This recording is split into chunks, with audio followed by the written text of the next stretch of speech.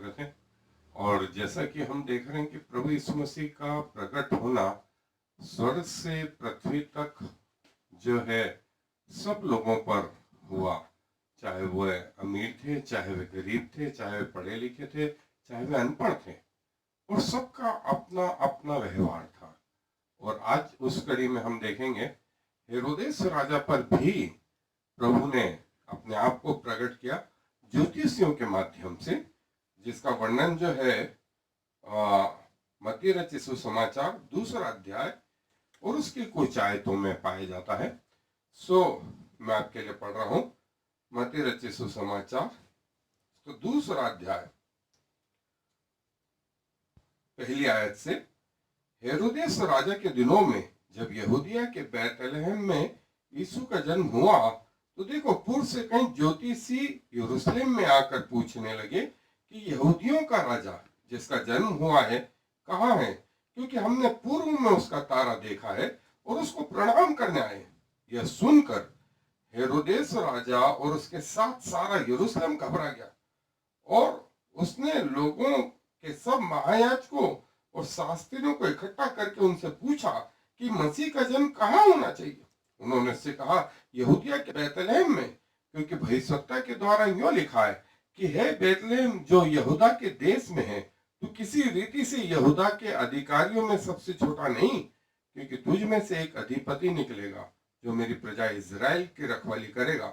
तब हेरोदेस ने ज्योतिषियों को चुपके से बुलाकर उनसे पूछा कि तारा ठीक किस समय दिखाई दिया था, और उसने यह कहकर उन्हें बैतलहम भेजा कि जाकर उस बालक के विषय में ठीक ठीक मालूम करो, और जब वो मिल जाए तो मुझे समाचार दो, ताकि मैं भी आकर उसको प्रणाम करूं। और 16वीं आयत में लिखा, जब हेरोदेस ने यह देखा कि ज्योतिषियों ने मेरे साथ ठट्टा किया है, तब वो क्रोध से भर गया और लोगों को भेजकर ज्योतिषियों से ठीक ठीक पूछे हुए समय के अनुसार बैतलहम और उसके आसपास के सब लड़कों को जो 2 वर्ष के व उससे छोटे थे मरवा डाला।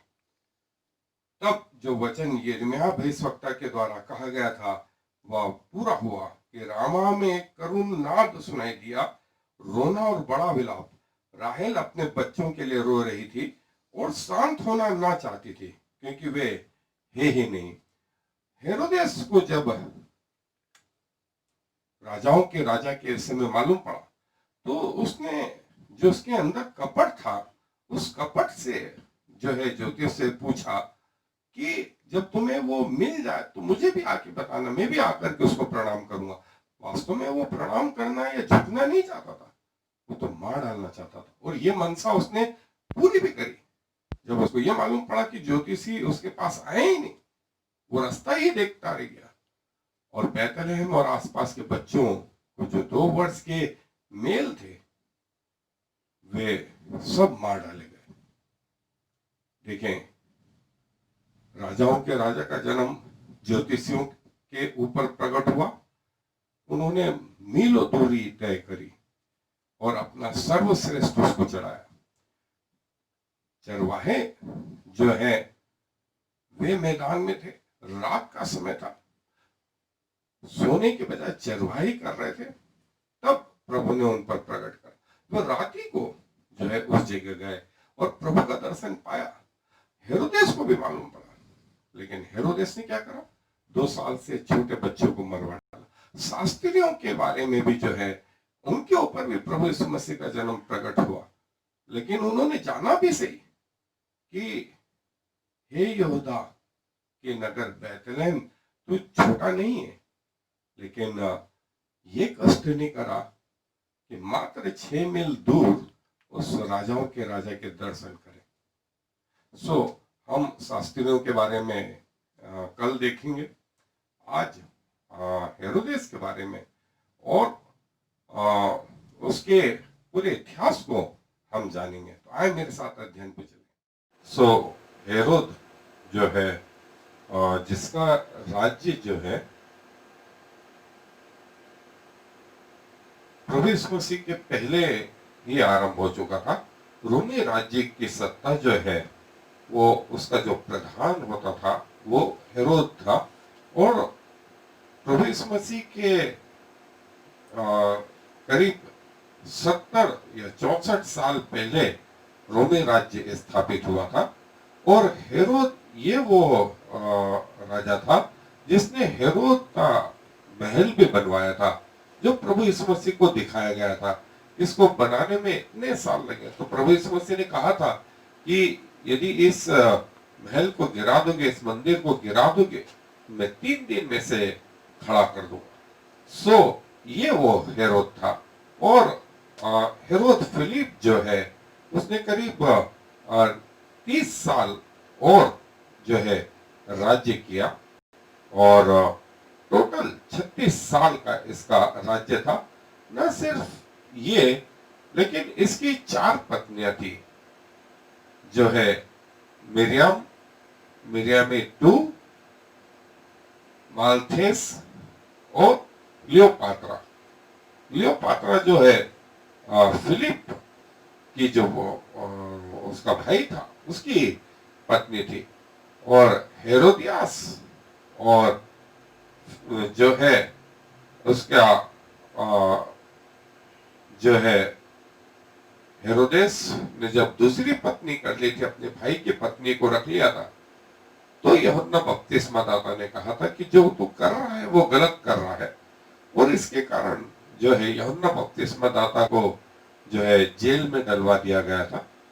सो रोमी राज्य करीब प्रभु यीशु मसीह के 50 साल पहले, जिसे आयरन किंगडम भी कहा गया है, जिसका दर्शन जो है दानियल नबी ने पाया था कि जो अंतिम राज्य होगा वो लोहे का और मिट्टी का मिला हुआ होगा।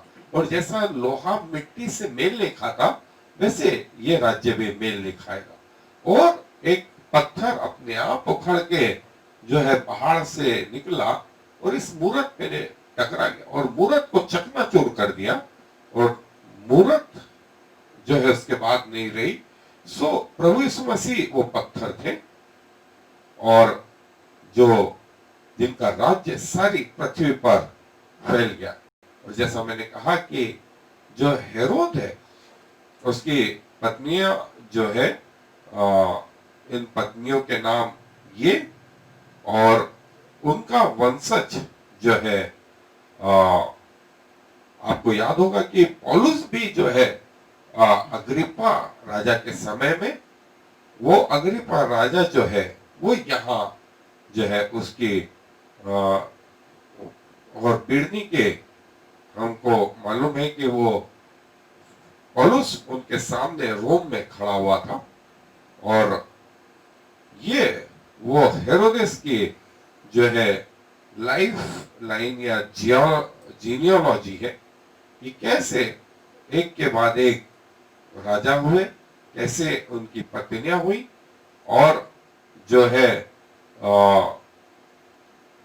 किस रीति से जो है 70 में जाकर के प्रभु यीशु मसीह के बाद जो है ये राज्य जो है हेरोद का जो है समाप्त हो गया। और जो है जैसे हेरोद अग्रिप्पा जो था, और द्रुसिला, हेरोद अग्रिप्पा प्रथम, द्वितीय और बिरनी के जो है हमको मालूम है पौलुस इनके सामने खड़ा हुआ था। और प्रभु यीशु मसीह के समय में जो है ये जो है हेरोद जो है एक पोस्ट होती थी, जैसे जिससे आज हम राष्ट्रपति बोलते हैं या प्रधानमंत्री बोलते हैं, चाहे किसी भी पार्टी का हो, लेकिन जो देश का हेड है उसको राष्ट्रपति बोलते हैं। वैसे हेरोद जो है एक पोस्ट थी जिसपे अलग अलग व्यक्ति जो है विराजमान होते थे, जिनका वर्णन जो है मत्ती रचित सुसमाचार में, लूका रचित सुसमाचार में, और जो है वहां आया। और ये न सिर्फ वहां पर, वरन इनका वर्णन जो है प्रेरितों की काम की पुस्तक में भी जो है, जिसे मैंने बताया कि अलग अलग हेरोद थे और उनके नाम जो है और उनका वर्णन जो है बाइबल में यहाँ पाया जाता है। सो ये हेरोद जो है प्रभु यीशु मसीह के समय में, और इनका राज्य जो था वो यहाँ तक था, यहूदा, सामरिया, गलील, ये सब इनके अंडर में थे। और जो इजरायली लोग थे उनके ऊपर भी जो है ये राज्य करते थे। हुकूमत रोमी राज्य की थी। और जैसे यहाँ बताया गया है कि यहूदा, सामरिया और ये गलील से लगा करके ये सब राज्य जो है हेरोद महान कहलाता था, उसके अंडर में ये राज्य थे। सो ये जो है आर्कियोलॉजी के अनुसार हेरोद की ये पिक्चरें हैं। विभिन्न हेरोद जो बाइबल में वर्णित है, और रोम के जो है शासन के जो है अधिकारी, और किंग हेरोद या हेरोदेस राजा जो है वो जो है ऐसा कहा जाता है कि सबसे विकेट, सबसे दुष्ट बाइबल में यदि कोई पुरुष रहा तो वो प्रभु यीशु मसीह के समय में पाए जाने वाला हेरोद था, जिसने प्रभु यीशु मसीह के कारण से बैतलहम के आसपास के 2 साल से छोटे बच्चों को मरवा डाला। मोस्ट विकेट मैन हेरोदेस, और मोस्ट विकेट वुमेन जो है इजबेल को या जजबेल को, जो आहाब राजा की पत्नी थी, उसको कहा गया। और जो है ये हेरोद को जब मालूम पड़ा कि राजाओं का राजा जन्मा है, तो उसने पवित्र नगर को जो है पूरी रीति से जो है एक दुष्टों के नगर में, हत्या के नगर में जो है कन्वर्ट कर दिया।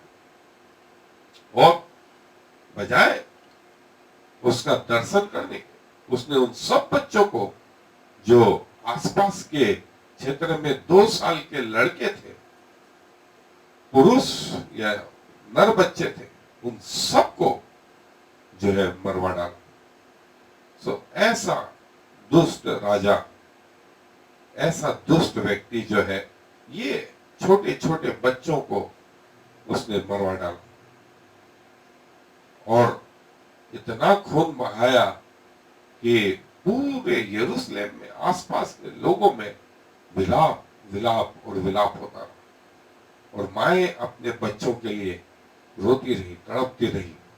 लेकिन हेरोदेस ने ये सोचा कि मेरे रहते हुए कोई और दूसरा राजा कैसे आ गया, आएगा तो मेरे वंश से आएगा, ये कौन दूसरा राजा।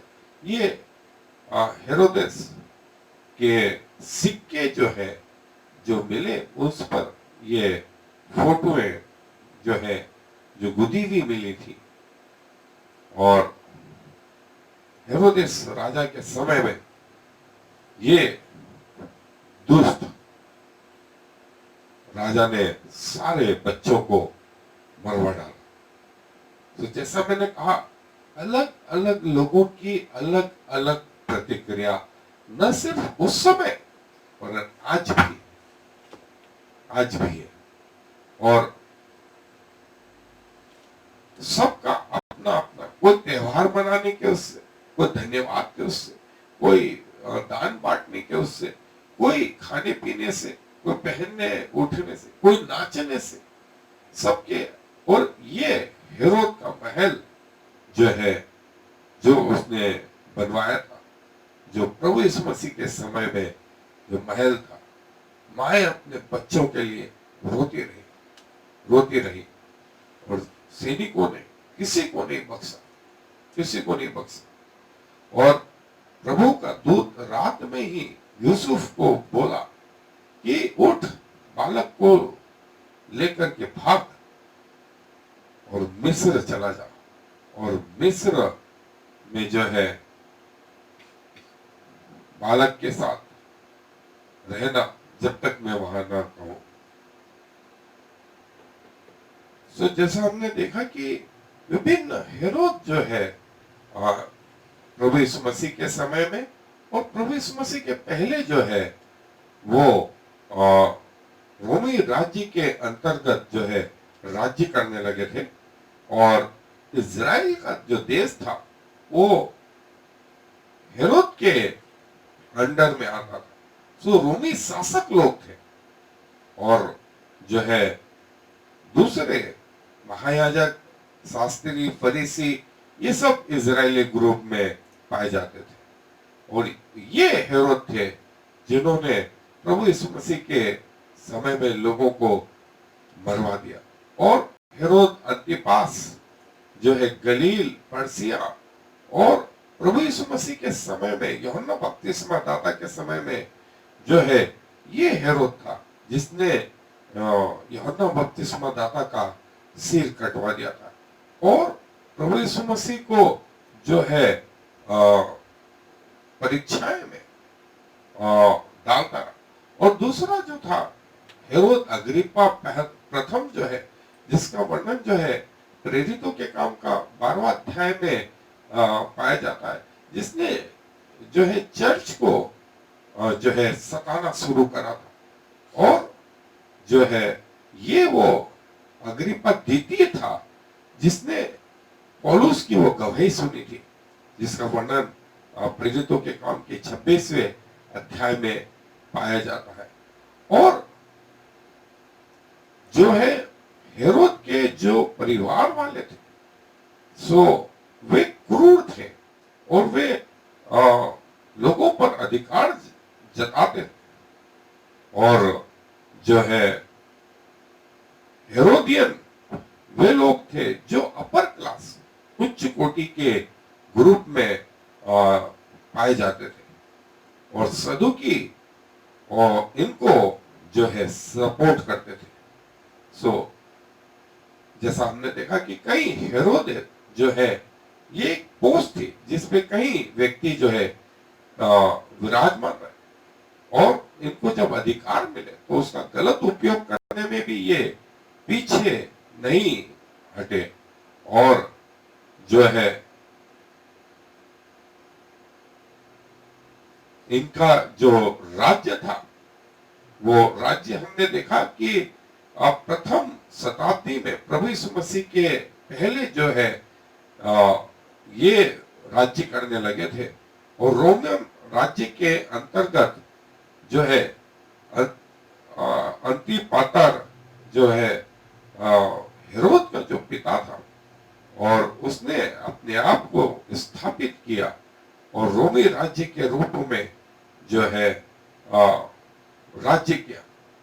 करीब 6 सदस्य इस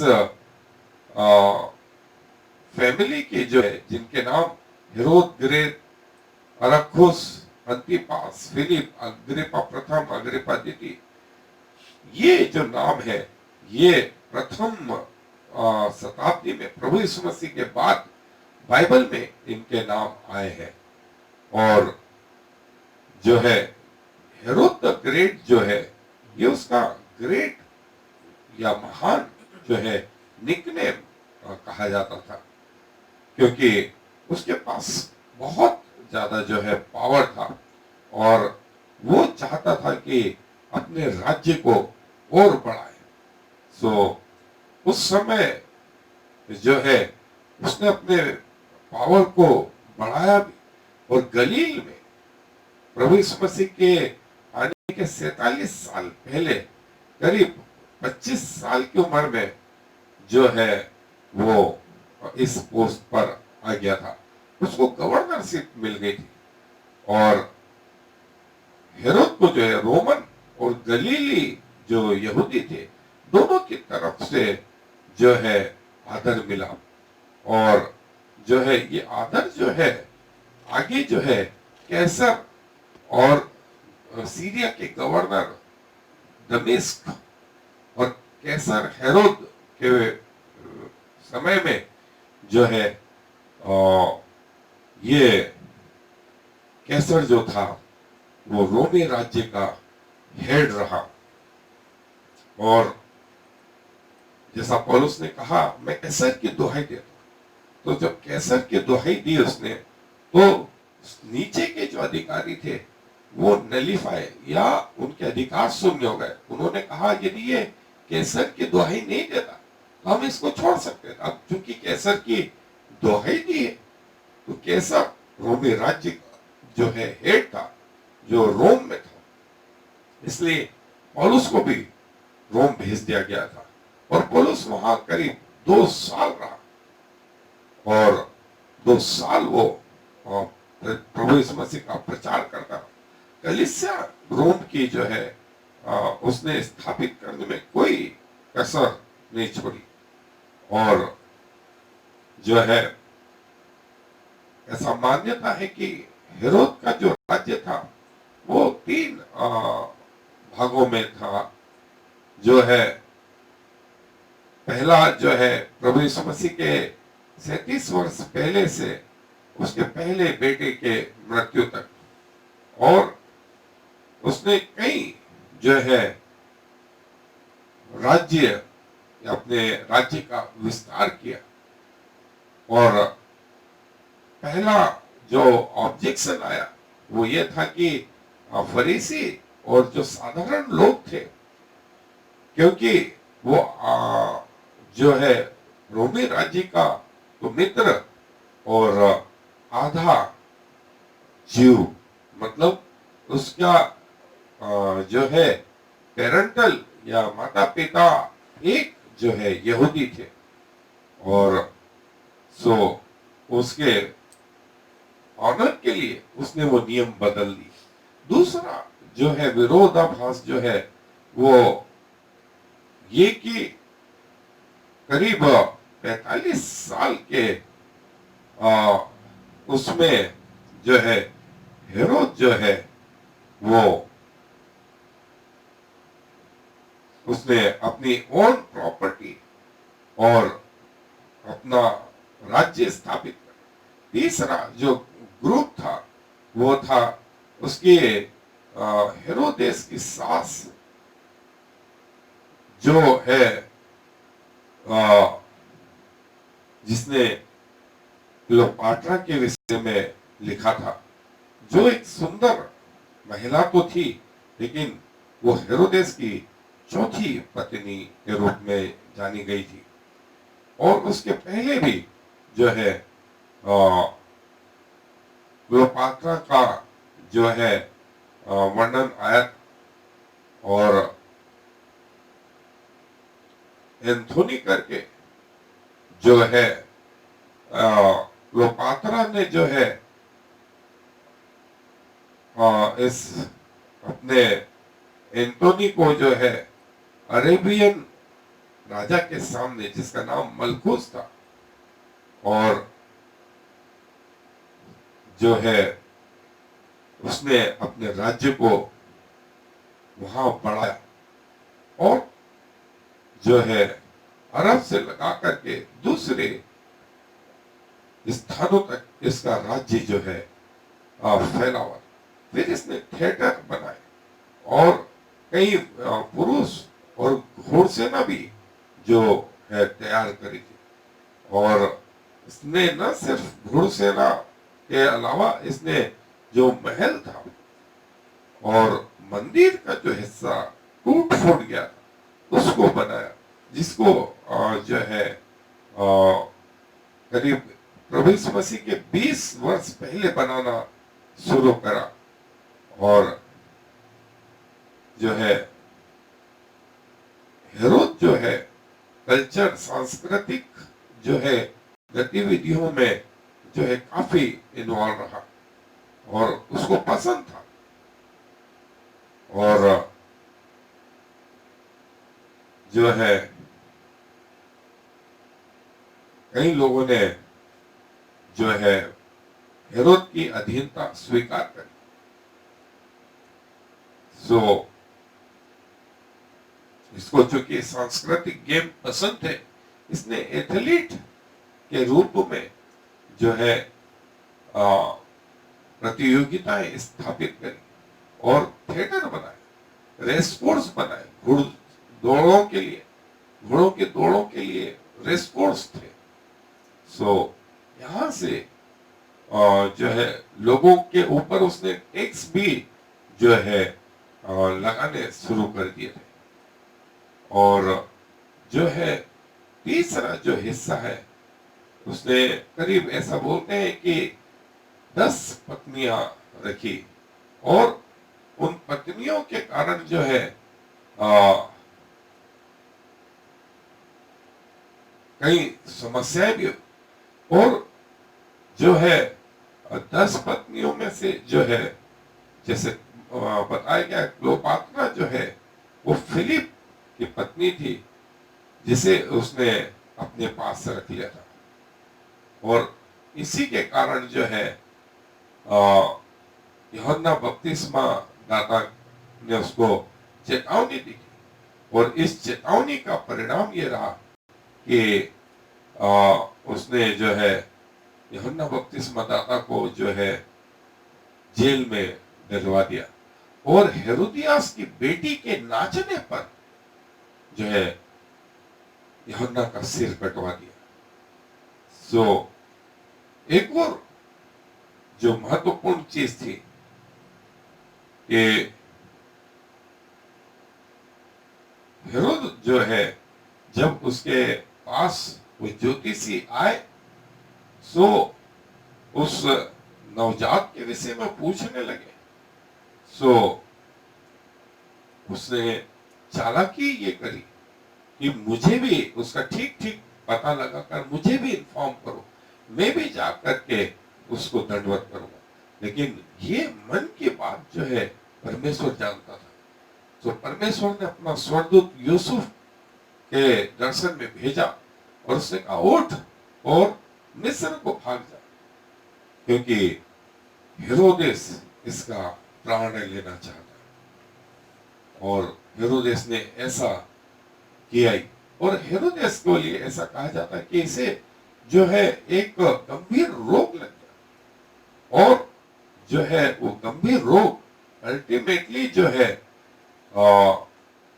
इसकी मृत्यु का कारण हुआ, इसकी मृत्यु का कारण हुआ। और हेरोदेस की जो है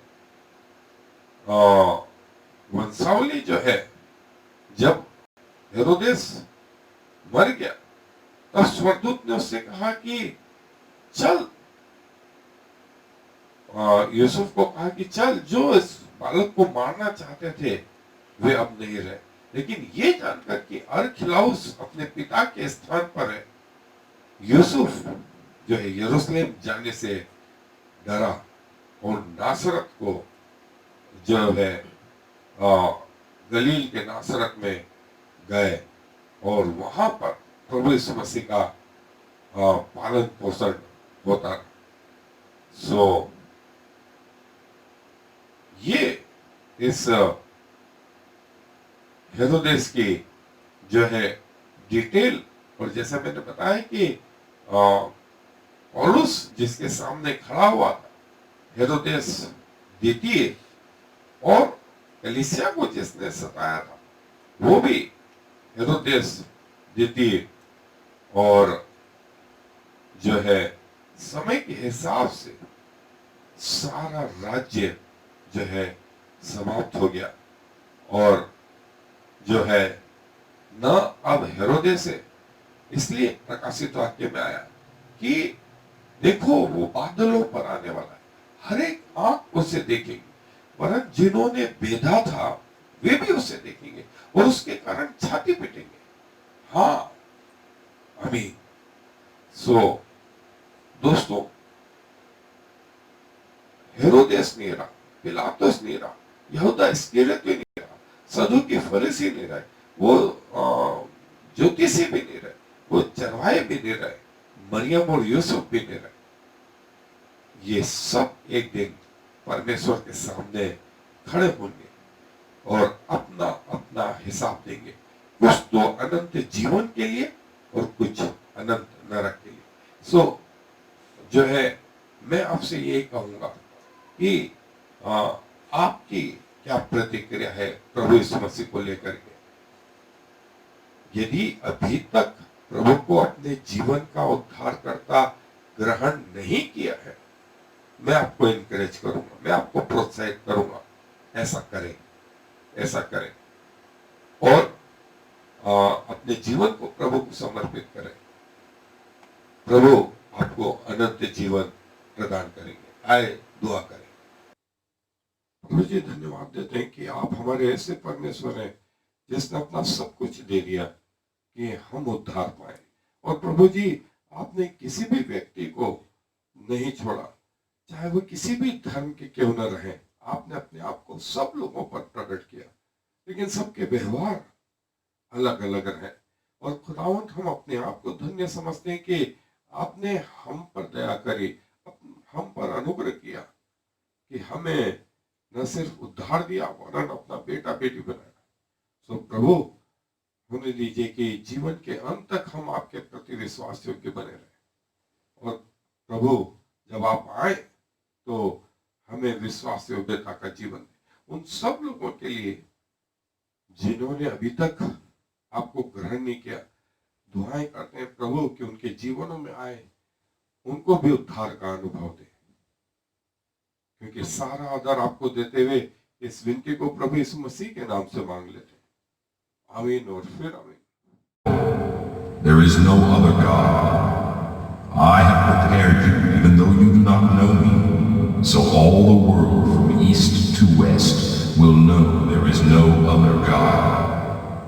I am the Lord, and there is no other.